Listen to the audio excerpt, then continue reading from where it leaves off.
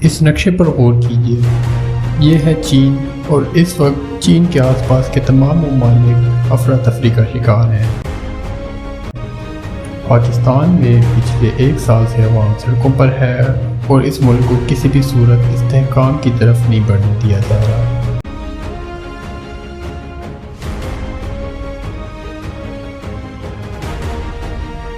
یہ ہے قازقستان، جہاں پر پیٹرول کی قیمتیں بڑھنے کی وجہ سے عوام سڑکوں پر نکل آئی اور کئی لوگ احتجاج میں اپنی قیمتی جانیں گنوا بیٹھے۔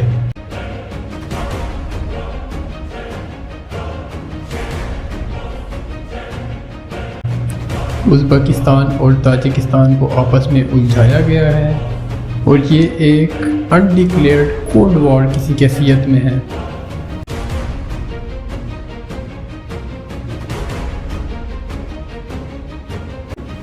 پھر آتے ہیں افغانستان اور ایران کی طرف۔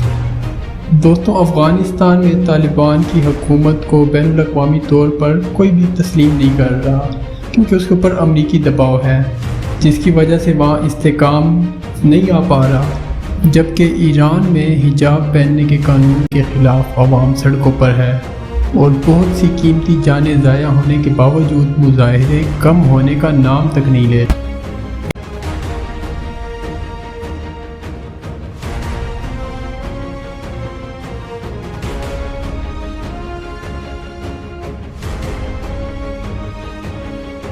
انڈیا اور چین کے بارڈر پر کشیدگی کی خبریں تو آپ سب نے دیکھی ہی ہوں گی، جبکہ حال ہی میں لاکھوں کی تعداد میں کسانوں کا سڑکوں پر آنا وہ بھی محض ایک اتفاق نہیں تھا۔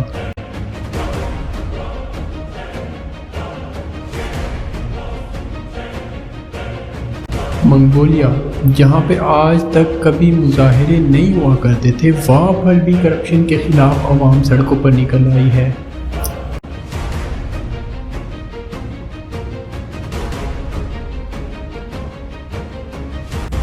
روس کو یوکرین کے ساتھ جنگ میں دھکیل دیا گیا ہے، جس کی وجہ سے پورا کا پورا خطہ عدم استحکام کا شکار ہو چکا ہے۔ عالمی سطح پر مہنگائی کا طوفان برپا ہو چکا ہے اس کی وجہ سے۔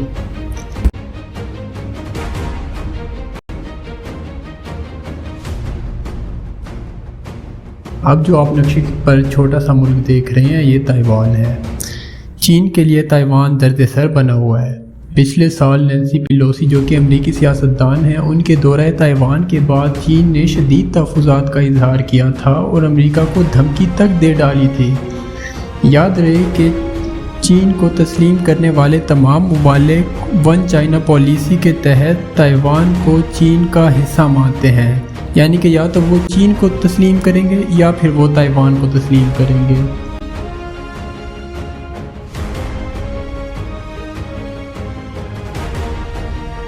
یہ جو آپ سمندر دیکھ رہے ہیں، یہ ساؤتھ چائنا سی کے نام سے جانا جاتا ہے۔ یہاں پہ چائنا آرٹیفیشل آئیلینڈ بنا رہا ہے، مگر فلیپائنز نے یہاں پر بھی چائنا کو گھیرے میں لے رکھا ہے۔ دوستوں، سمندر کا قانون یہ کہتا ہے کہ جہاں تک آپ کے ملک کی سرزمین ہے، اس سے 200 ناٹیکل مائلز سمندر آپ کا ہوگا۔ اسی وجہ سے چین اپنے جو آرٹیفیشل آئیلینڈز ہیں وہ بنا رہا ہے، تاکہ سمندر کی جو اس کی حدود ہے اس میں اضافہ کیا جائے۔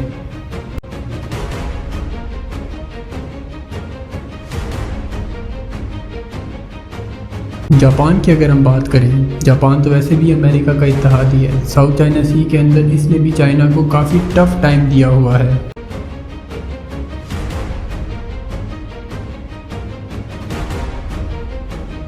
دوستوں، یہ سب محض اتفاق نہیں، بلکہ یہ اثرات ہیں پاور کی ویسٹ سے ایسٹ منتقلی کے۔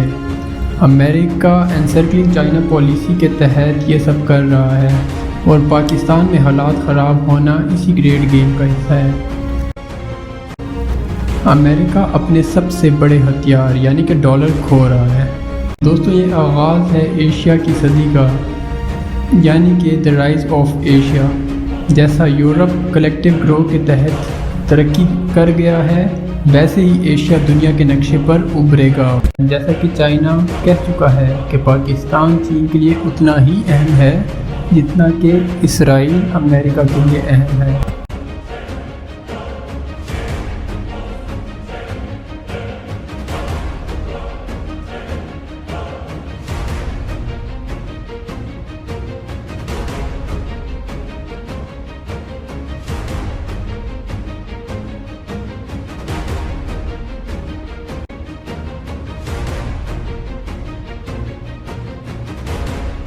دوستوں اگر آپ کو یہ ویڈیو اچھی لگی یا آپ اس میں کچھ ایڈ کرنا چاہتے ہیں تو کمنٹس میں اپنی قیمتی رائے سے ضرور آگاہ کریں، ہم آپ کے کمنٹس پڑھتے ہیں۔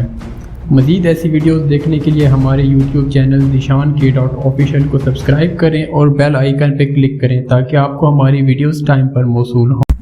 دوستوں ڈی ڈالرائزیشن کیا ہے اور امریکی ڈالر کے زوال کے ساتھ پاکستان جیسے قرضے میں ڈوبے ہوئے باقی تھرڈ ورلڈ کنٹریز کیسے سکھ کا سانس لیں گے؟ آرٹیفیشل انٹیلیجنس کیا ہے اور اس سے انسانوں کے وجود کو کون سے خطرات لاحق ہیں؟ عالمی دنیا کیوں اس کو لے کر اتنی پریشان ہو چکی ہے؟ یہ سب جاننے کے لیے ہماری اگلی ویڈیو کا انتظار کیجیے۔